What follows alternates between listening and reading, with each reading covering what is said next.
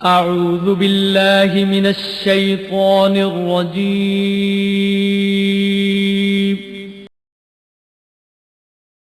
بسم الله الرحمن الرحيم.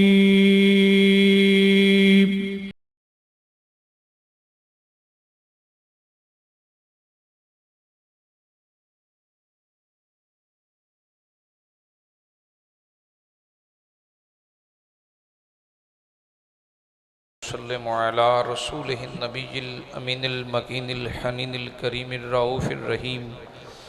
أما بعد فأعوذ بالله من الشيطان الرجيم. بسم الله الرحمن الرحيم. ومن الناس من يتخذ من دون الله أندادا يحبونهم كحب الله والذين آمنوا أشد حبا لله. صدق الله العظيم وصدق رسوله النبي الأمين ونحن على ذلك لمن الشاهدين والشاكرين والحمد لله رب العالمين. قال الله تبارك وتعالى في شان حبيبه مخبرا وآمرا إن الله وملائكته يصلون على النبي يا أيها الذين آمنوا صلوا عليه وسلموا تسليما. اللهم صل على سيدنا ومولانا محمد وعلى آل سيدنا ومولانا محمد وبارك وسلم وصلی علیہ. الصلاة والسلام علیک یا سیدی یا رسول اللہ. الصلاة والسلام علیک یا سیدی یا حبیب اللہ. الصلاة والسلام علیک یا سیدی یا نور اللہ وعلا آلک وصحابک یا خاتم النبیین. بعد حمد والصلاة فی عظمت النبی صلی اللہ علیہ وآلہ وسلم. واجب الاحترام عزت مآب معزز و محتشم حاضرین و سامعین، ایک ایسا اندوناک واقعہ رات پیش آیا. مسجد نبوی شریف کی بے حرمتی کا جو واقعہ ہوا، کوئی کہہ رہا ہے مسجد کے اندر تھا، کوئی کہہ رہا ہے مسجد کے باہر تھا، لیکن جگہ تو مدینہ منورہ ہی ہے نا. احتجاج کے لیے آپ کے پاس لاکھوں پلیٹ فارم موجود ہیں، آپ احتجاج کریں، لیکن اس احتجاج کے آپ آڑ میں دربار رسالت کی بے ادبی کی اجازت قطعاً نہیں ہے. بڑی تکلیف ہوئی کہ جو کام یہودی اور عیسائی نہیں کر سکے وہ چند نالائکوں نے انجام دیا. اگر کوئی اس کی آڑ میں چوری سے بچنا چاہے تو نہیں بچ سکتا، لیکن وہ جو غلیظ قدم لگے اس دھرتی پر ان نالائکوں کے جنہوں نے مسجد کی بے حرمتی اور مدینہ کا مذاق پوری دنیا میں بنوایا، اہل ایمان کے ہاں اس کی کوئی گنجائش. ہم شاید لوگ سوچیں اور معاف کر دیں، لیکن اللہ اس جرم کو کبھی معاف نہیں کرتا. اس نے اپنے گناہوں اور نافرمانیوں کو معاف کرنا ہے، اس کا وعدہ ہے. توبہ کا راستہ بھی بتایا ہے، لیکن اگر کوئی اس کے محبوب کی شان میں بے ادبی کرتا ہے اور گستاخی کرتا ہے تو اس کی گنجائش نہیں ہے. آپ احتجاج کریں، پوری دنیا آپ کے لیے ہے، لیکن حجاز مقدس اور مدینہ طیبہ کی سرزمین ایسے کاموں کے لیے نہیں ہے. اور دوسری بات رہ گئی، جب انہیں معلوم ہے کہ ہم نے چوری سارے جہان کے سامنے کی ہے اور توبہ کرنا چاہتے ہیں، ناراض نہ ہو کہ اس بھی سیاسی پارٹی سے آپ ہوں، مجھے فرق نہیں پڑتا، تو چوری کرنے والے کی توبہ یہ ہے کہ وہ لوٹا ہوا مال واپس کرے. کیا کہا میں نے، بولیے؟ ہاں، دربار رسالت کی بے ادبی نہیں ہے. مدینہ طیبہ ہمارے لیے پاک ہے، دلوں میں سکون ہے. اگر کوئی اس آڑ میں کہے ان چوروں کو چھوڑ دیں گے، قطعی نہیں چھوڑیں گے. اور مدینہ طیبہ کی حرمت اسی جگہ پہ مرتے دم تک، آخری سانس تک کریں گے. آپ احتجاج کریں، ہر جگہ پہ آپ کو حق ہے. آپ کا پیسہ چرا کر انہوں نے اپنے بچوں کی جائیدادیں بنائی ہیں، جو کہ ثابت ہو چکا ہے. اور پھر اس کے بعد وزیر اعظم بنا رہے ہیں آپ، عدالت کا اچھا تماشا بنا کے رکھ دیا. اور امریکہ کی پوری اس میں ملوث کر کے جس نے ہمارے افغانی بھائیوں کو قتل کیا، ہمارے 70,000 بے گناہوں کو شہید کیا، آج گھروں میں موجود نہیں ہے. وہ کن کے مسلط کیے ہوئے تھے؟ وہ انہی ٹاؤٹوں کے مسلط کیے ہوئے تھے بیٹا. اور آج جس نوبت میں ہم پہنچے ہیں انہوں نے پہنچایا ہے نا. چھوٹا سا خطہ ارضی پاکستان ہے، دعا کیا کرے اللہ اسے نیک حکمران عطا فرمائے، اللہ اسے نیک اور جو دربار رسالت کا مقام ہے وہ سنیے، میرے رب نے قرآن پاک میں ارشاد فرمایا، جب تم میرے نبی کے دربار میں آؤ، یا ایہا الذین آمنو، یہاں کافروں کو، مشرکوں کو، منافقوں کو نہیں بلایا، یہاں اللہ نے صرف مومنوں کو بلایا، اور مومنوں کو مخاطب کر کے کہا، اے اہل ایمان، جی باری تعالیٰ ذرا قریب آؤ، تمہیں تمہارے محبوب کے دربار میں آنے کے آداب بھی سکھا دوں۔ سبحان اللہ، بیٹھنے کے بھی آداب سکھا دوں۔ باری تعالیٰ حاضر کہا، لا ترفعوا اصواتکم فوق صوت النبی، میرے نبی کی آواز سے کبھی تمہاری آواز اونچی نہ ہو۔ کنہیں کہا جا رہا ہے؟ تھوڑا اونچی بولیے، تھوڑا اور اونچی بولیے۔ کیوں اونچی آواز نہ ہو؟ کہا یہ عام دربار نہیں ہے، یہ عام دربار تم جیسا لوگوں کا دربار نہیں ہے، یہ حرم ہے، اور حرم مصطفیٰ ہے، تعظیم ہے، جہاں میرے نبی نے سانس لی اس در کا ادب ہے، جہاں آپ نے قدم رکھے اس مقام کا ادب ہے۔ سب کچھ سن سکتے ہیں، سب کچھ برداشت کر سکتے ہیں، لیکن کوئی مدینہ طیبہ کے بارے میں ایسا بولے تو مومنوں کے لیے کیا اللہ کے دربار میں پھر فرمایا، اس طرح نہیں بلانا جس طرح تم آپس میں ایک دوسرے کو بلاتے ہو، وَلَا تَجْهَرُوا لَهُ بِالْقَوْلِ كَجَهْرِ بَعْضِكُمْ لِبَعْضٍ، اس طرح بھی نہیں بلانا جس طرح تم آپس میں ایک دوسرے کو بلاتے ہو۔ اگر تم نے یہ دونوں گناہ کر لیے، لوگ کہتے ہیں کہ رسول پاک کا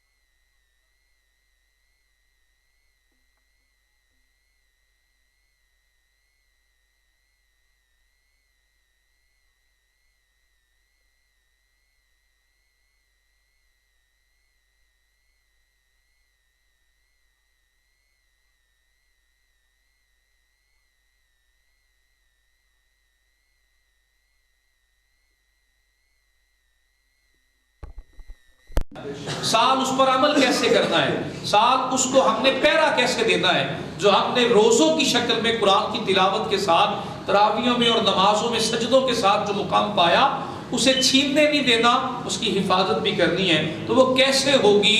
جب ہم اللہ کی ذات سے بے انتہا محبت کرنے والے ہوں گے تو ہر شے محفوظ ہو جائے گی۔ جب اللہ کی ذات سے محبت کرنے والے ہوں گے تو ہر شے محفوظ ہو جائے گی۔ فرمایا تم نے جنہیں اللہ کے برابر بلایا اور محبت کرتے ہو اللہ کے جتنی ان سے، یہ کسی کام کے نہیں ہیں۔ اور پھر فرمایا اور جو لوگ اللہ سے محبت کرنے والے ہیں، ایمان والے، ان کے نزدیک سب سے شدید ترین محبت ہے تو صرف اللہ کی ذات کی۔ مومنین سب سے زیادہ محبت کس سے کرتے ہیں؟ بولیے، سارا مجمع بولے۔ ایمان والوں کی یہ علامت اور نشانی ہے کہ وہ اللہ سے محبت کرنے والے ہیں۔ اور ہم نے آج کے دن میں بیٹھ کر یہ اپنے اوپر لازم کرنا ہے کہ ہم نے اللہ کی بارگاہ میں کوئی ایسا عمل نہیں کرنا جس سے اللہ ناراض ہو جائے۔ اچھا، جب بھوک لگتی ہے تو کیا کرتے ہیں؟ اس آج کے دن میں کھانا کھائیں گے، بھوک لگے گی تو، پیاس لگے گی تو پانی، اگر پانی نہ ملے تو کیا کریں گے؟ اس کے لیے تڑپنے لگیں گے، اس کے لیے بولیے تڑپنے لگیں گے۔ لیکن جو ہم نے جرم کیے ہیں اس کے بعد ہمارے لیے کئی منزلیں ہیں۔ پہلی منزل تو ہمارے لیے قبر ہے، دوسری منزل ہمارے لیے حشر ہے، تیسری منزل ہمارے لیے حساب و کتاب ہے، پل صراط سے گزرنا بھی ایک منزل ہے، اور پھر جہنم، اور جہنم بھی بہت بڑی آتش اور آگ والا، اور جس جہنم کا عذاب سب سے کم یہ ہے کہ اسے آگ کے جوتے پہنائے جائیں گے، اور جس سے دماغ کھولنے لگے گا، یہ سب سے کم عذاب ہے اس جہنم کا۔ تو کریں کیا؟ جس شدت سے بھوک کے لیے کھانا مانگتے ہیں، اگر کھانے میں تھوڑی دیر ہو جائے تو کیا کرتے ہیں؟ کبھی آپ نے شادی کے ماحول کو دیکھا، اور شادی پہ روٹی اگر اعلان ہو جائے بھی کھانا لگ گیا ہے کھا لو، تو ساری تہذیبیں بھول جاتے ہیں، ٹوٹ پڑتے ہیں کھانے پر جیسے پتہ نہیں کتنی صدیوں کے بھوکے ہیں۔ اور پانی اگر نہ ملے تو اس کے لیے بھی یہی تگودو کرتے ہیں۔ تو بلا تشبیہ و بلا مثال جب ہم نے اللہ کی بارگاہ میں جانا ہے اور پیش ہونا ہے تو وہاں بھی ایک تصور لے کر جانا ہے، اور وہ کیا؟ اے اللہ ہمیں اس آگ سے بچا لے جو تو نے جلا رکھی۔ اللہم اجرنی من النار، سارے پڑھیے اللہم اجرنی۔ بس آج کے اس دن میں یہی عہد کرنا ہے کہ تجھ سے محبت کے بدلے میں جس شدت سے کھانا بھوک میں مانگا اور جس شدت سے پانی پیاس میں طلب کیا، اسی شدت کے ساتھ جہنم کی آگ سے بھی پناہ مانگتے ہیں۔ اگر یہ دعا بھولنے لگے اور یاد نہ رہے تو موت کی سختی یاد کر لے۔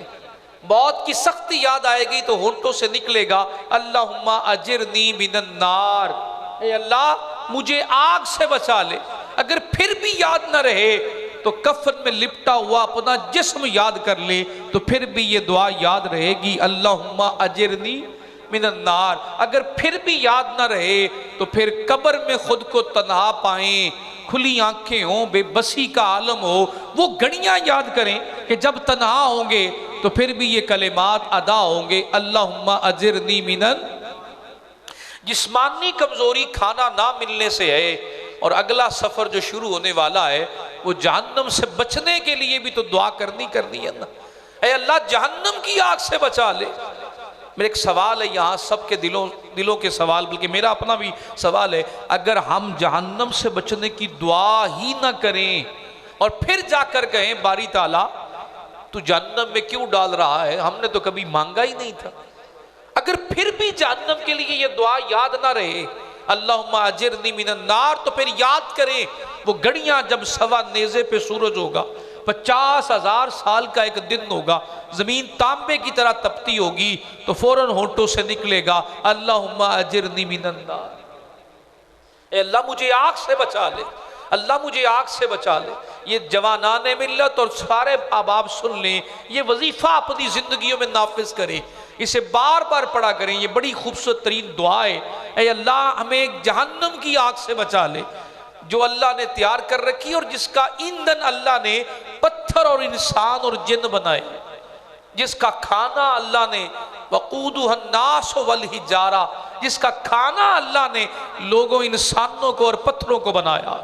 آپ اندازہ لگائیے وہ جہنم کی آگ ہے، اس کے لیے فرمایا اگر پھر بھی یاد نہ ہو تو جو بال سے باریک اور تلوار سے تیز پل صراط ہے اس پہ گزرنے کا منظر بھی یاد ہو تو پھر بھی ہونٹوں سے نکلے گا اللہم اجرنی من النار۔ وہ جہنم کے اوپر پل ہے، کئی اللہ کے ایسے عاشق ہوں گے جو بجلی کی رفتار کی بھی تیزی سے گزر جائیں گے، انہیں پتہ ہی نہیں چلے گا کب پل صراط آئی اور کب گزر گئے، اور کئی گھوڑوں کی رفتار سے گزریں گے سپیڈ کے ساتھ، اور کئی بھاگتے ہوئے پتہ ہی نہیں چلے گا گزر گئے، کئی پیدل چلتے ہوئے اور کئی لڑکھڑاتے ہوئے اور کئی اس راستے پر ختم ہوتے ہوئے وہ جہنم کے اندر گرتے جائیں گے۔ تو جب یہ پل صراط کا منظر یاد ہوگا تو پھر بھی ہونٹوں سے بے ساختہ نکلے گا اللہم اجرنی، تو اونچی بولیے اللہم اجرنی۔ یہ وہ دعا ہے جو ہر ایک دل میں جس طرح روٹی مانگتے ہیں، جس طرح کھانا پینا مانگتے ہیں، اسی طرح اگر یہ دعا بھی مانگی جائے اے اللہ جہنم کی آگ سے بچا لے۔ نہیں جانتے اللہ وہ آگ کتنی سخت ہے، پر تیرا حکم ہے کہ اس کا ایندھن انسان اور پتھر ہے، ہمیں بھی اس آگ سے بچا لے اللہم اجرنی من النار۔ اور کئی اللہ کے ایسے عاشق بندے بھی ہوں گے وہ گزر رہے ہوں گے تو جہنم چیخ اٹھے گی مولا انہیں جلدی سے گزار، ان کے جسموں کا نور میری گرمی ختم کر رہا ہے، ان کے جسموں کے نور سے میری گرمی ختم ہو رہی۔ دوستان عزیز اگر ذہن میں یہ بات بیٹھ جائے کہ میری زندگی کی محبت کا مرتبہ نظر صرف اللہ ہے، جو اللہ سے محبت کرنے والا ہے تو وہ ڈرتا ہے اپنے رب سے کہ میں کہیں گناہ نہ کر بیٹھوں۔ آپ اگر کسی کو دوست بنا لیں تو آپ ڈرتے رہتے یار دوستی ختم نہ ہو جائے، دوستی آپ وہ کام کبھی نہیں کرتے جو اس کو پسند نہ ہو، دوستی ختم نہ ہو جائے، ناراض نہ ہو جائے۔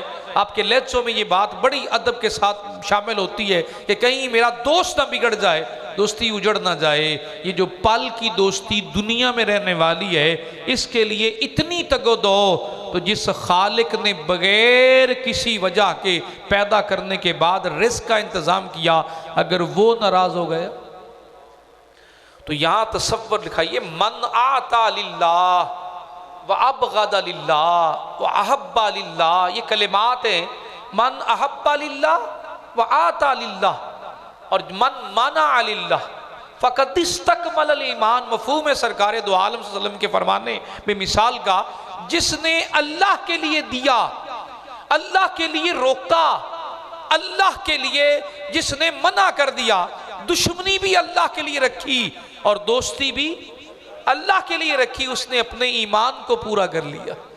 ہم مساکین پہ خرچ کرتے ہیں تو کس نیت سے دے رہے ہوتے ہیں؟ مسکینوں کو تو دیتے ہی نہیں ہے نا۔ میں ذکر کر رہا تھا تو شامل کرتا ہوں، ہم نے افطاری بھی کروانی ہے تو بڑے مالدار لوگوں کو بلا کر کروانی ہے، بڑے مالدار لوگوں کو۔ کبھی کسی نے جھونپڑی والے کو افطاری کرائی ہو بتائیے ذرا، کبھی کسی نے مزدور کو افطاری کرائی ہو تو مزدوری کرنے کے بعد واپس پلٹو تو افطاری میرے گھر کرنا، کیوں؟ مجھے اس سے ملنا کیا ہے، یہ مجھے دے کیا سکتا ہے؟ اگر کسی مالدار کو بلا کر افطاری کرواؤں گا تو وہ بدلے میں مجھے بڑا مال دے دے گا، کسی وقت کو کام پڑ جائے گا تو میرا کام سنوار دے گا۔ تو اپنے لالچ کے لیے ہم نے یہ افطاری کروائی، اللہ کی مرضی کے لیے نہیں کروائی۔ اور اللہ کی مرضی کے لیے کروانے کا مقصد کیا ہے کہ جو مساکین ہیں جن کے پاس رزق ہے ہی نہیں ان کو دینا اللہ کے لیے، اس لیے نہیں کہ مساکین بدلے میں کچھ دیتے ہیں یا نہیں دیتے، بدلے میں کچھ دیتے ہیں یا نہیں دیتے۔ حضرت عمر رضی اللہ تعالیٰ عنہ کی زندگی کا خوبصورت ترین پہلو شامل کرتا ہوں۔ آپ نے اپنے گھر میں کچھ پیسے اکٹھے کرنے کے بعد حلوہ بنوایا، ابھی حلوہ سامنے رکھا ہی تھا کہ دروازے پہ کسی نے آ کر دستک دی، کچھ کھانے کو دے دو، میرے پاس کھانے کو کچھ نہیں، ہم بچا ہوا بیچتے ہیں، ولیمے سے بچا ہوا جاؤ مدرسوں میں دے آؤ، طالب علم کھا لیں گے۔ ایک بار گزر ہوا تو کیا دیکھا، جو دیگ خراب نہیں ہو گئی جس سے سمیل آ رہی تھی وہ طالب علموں کو بھیجی جو وہاں ضائع کرنی پڑی۔ ایسے ایسے تو ہمارے عمل ہے، اور پھر توقع رکھتے کہ اللہ مہربان ہو جائے۔ آقا عمر رضی اللہ تعالیٰ عنہ نے سنا کہ کسی بلانے والے نے کہا اللہ کے لیے کچھ عطا کر دو، اتنے دنوں سے بھوکا ہوں۔ حضرت عمر رضی اللہ تعالیٰ عنہ نے غلام کو بلایا، اور جو کھانا آپ نے حلوہ اتنے شوق سے بنوایا تھا وہ اٹھا کر اس کے ہاتھ میں رکھا اور ہاتھ میں رکھ کر کہا جاؤ اس مسکین کو دے آؤ جو اللہ کے نام پہ مانگنے آیا ہے۔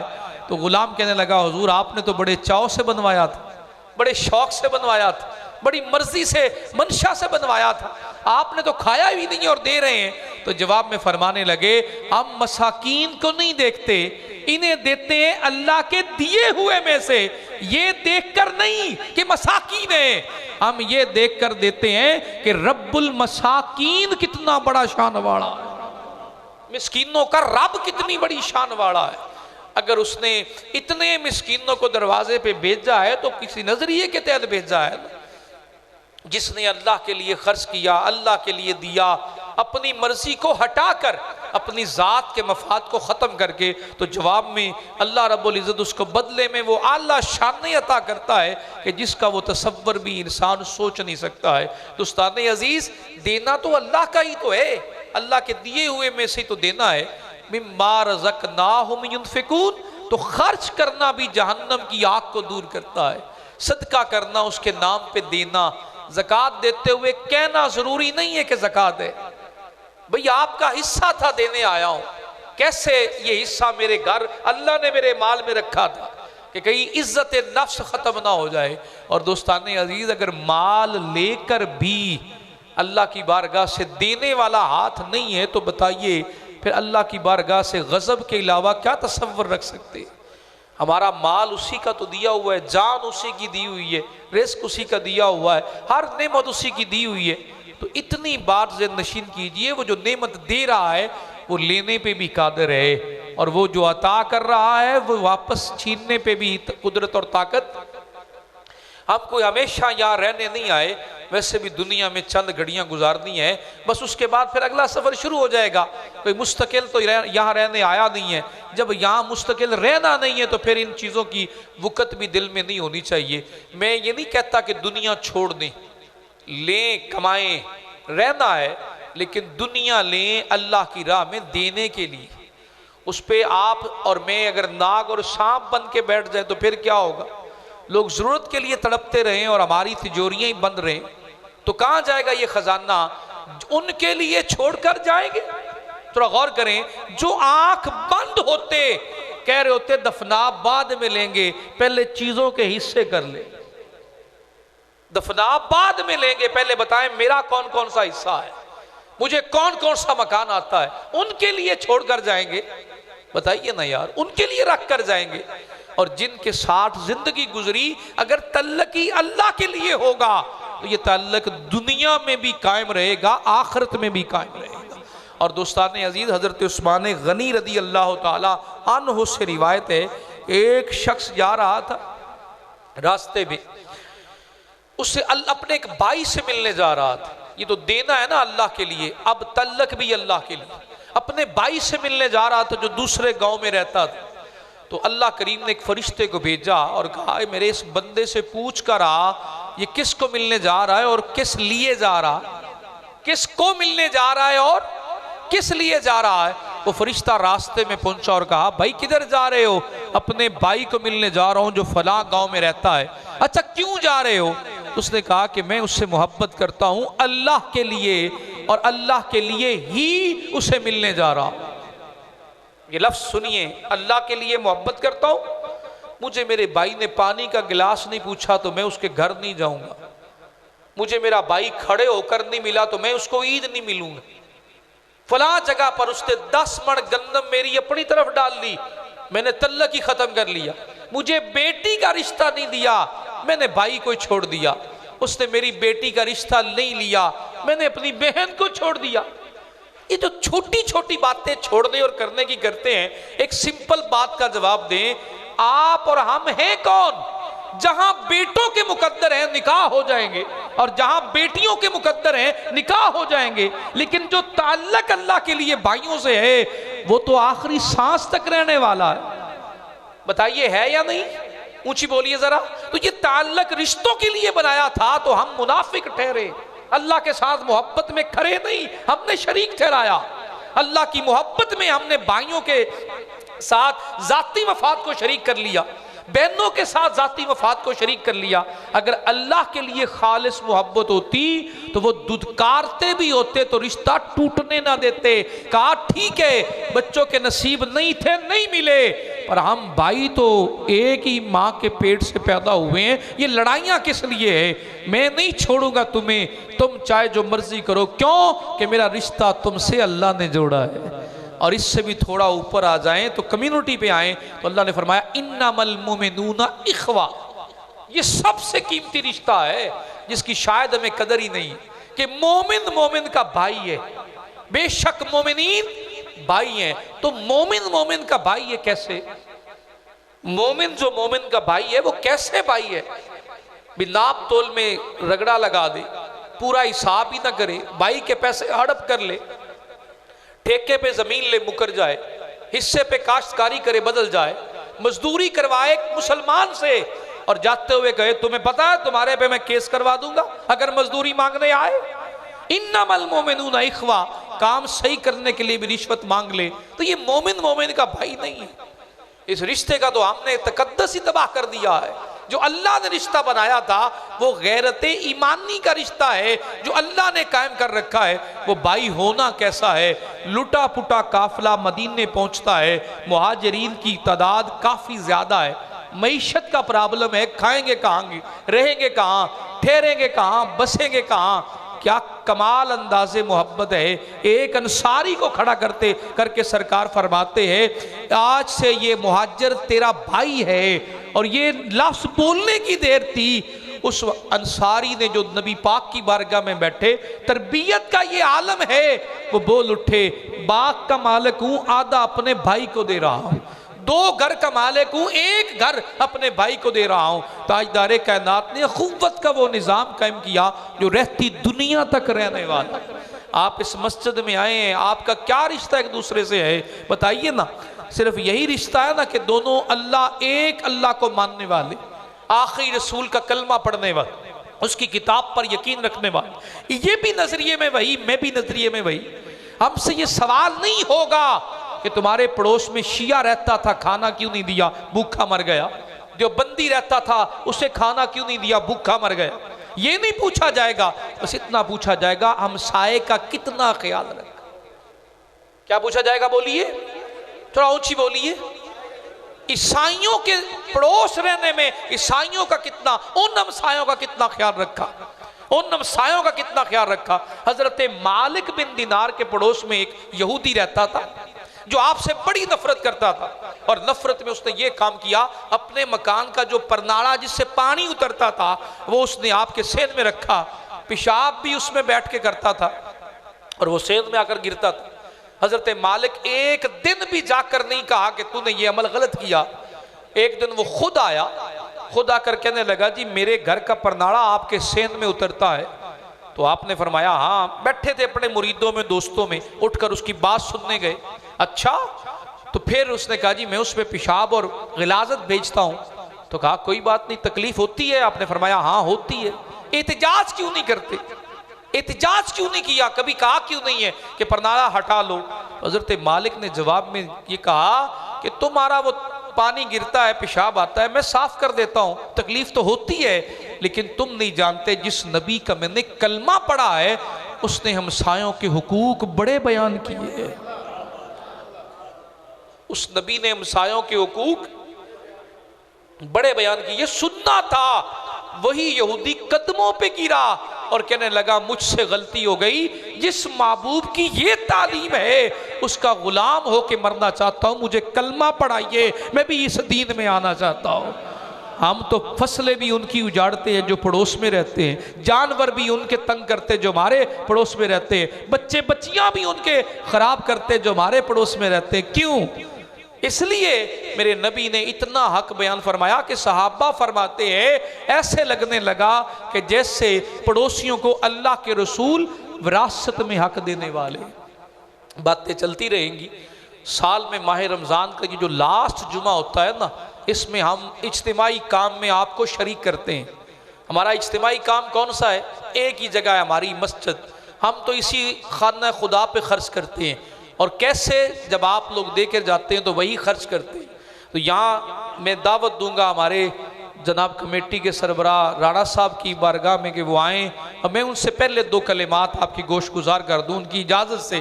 جو وقت دیا گیا انشاءاللہ اسی میں میری بات پوری ہو جائے گی۔ ایک شخص دے سکتا ہے تو دے، ایک شخص نہیں دے سکتا، طاقت نہیں ہے، تو وہ ہے وَلَا يَحُدُّ عَلَىٰ طَعَامِ الْمِسْكِينِ، مسکینوں پہ خرچ کرنے کی ترغیب دلانا۔ تعاونوا علی البر والتقوی، نیکی اور تقوی کے کاموں میں تعاون کرنے کا بھی حکم ہے۔ اب خرچ کر نہیں سکتا لیکن خرچ کروا تو سکتا ہے۔ کیا کہا بولیے؟ خود نہیں دے سکتا لیکن کسی ایسے کو جانتا ہے جو خیرات کر سکتا ہے، دے سکتا ہے، تو لکھا ہے جو ترغیب دلا کر خرچ کروائے اور خرچ کرنے والے نے خرچ کر دیا۔ مثال کے طور پر ابھی رانا صاحب کہیں گے بھی مسجد کے لیے دے دو، انہوں نے جو دینا ہے وہ تو دینا ہی دینا ہے، جو ان کے کہنے پہ ہم مسجد کے لیے جمع کریں گے تو جتنا اجر دینے والے کو ملتا ہے اتنا ترغیب دلانے والے کو بھی اللہ عطا کر دیتا ہے۔ تو نیکی کے کاموں میں بڑھ چڑھ کر حصہ لیں، اور تعداد آج 1,00,000 سے اوپر تک مسجد کی خدمت ہو جائے تو اس کے رکے ہوئے کام بھی سارے چلنے لگیں گے۔ دعا کرتا ہوں اللہ کی بارگاہ پر، میں بھی 1,000 اپنی جانب سے اس مسجد کی خدمت کرنے کا اعلان کرتا ہوں۔ آپ احباب بڑھ چڑھ کر اس میں حصہ لیں۔ فصل آئی ہوئی ہے، یہ مرکزی مسجد ہے، اس میں بڑے کام ہونے والے ہیں، آپ کی آسانی کے لیے کرتے ہیں۔ دعا ہے کہ اللہ کریم اس کمیٹی کو اور اس کے پورے انتظام کرنے والے کو ہمیشہ اس مسائی جمیلہ کا اجر اپنی بارگاہ سے عطا فرمائے۔ اب آپ سے مخاطب ہوں گے رانا غلام عباس۔